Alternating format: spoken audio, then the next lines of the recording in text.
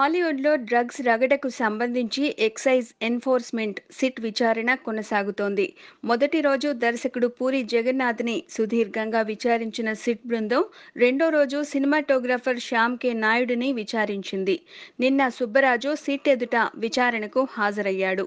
ఆయన విచారణకి సహకరించారని పోలీసులు చెప్పారు. ఇదిలా ఉంటే డ్రగ్స్ వ్యవహారంలో ఆరోపణలు ఎదుర్కొంటున్న నటుడు నవదీప్‌కు సంబంధించి ఆసక్తికర విషయాలు బయటపడ్డాయి. హైదరాబాద్‌లోని 16 బార్లలో డ్రగ్స్ అమ్ముతున్నట్టు గుర్తించారు అధికారులు. పలు పబ్‌లలో ఈ విక్రయాలు జరుగుతున్నట్టు సిట్ అధికారుల దర్యాప్తులో తేలింది. అంతేకాకుండా నవదీప్‌కు చెందిన బీపీఎం పబ్ సహా Cloud nine, Waters pub, 10 Downing Street, Liquids, డూప్లిన్ పబ్స్‌లోనూ డ్రగ్స్ అమ్మకాలు జరిగినట్టు సిట్ కథనాలు వస్తున్నాయి.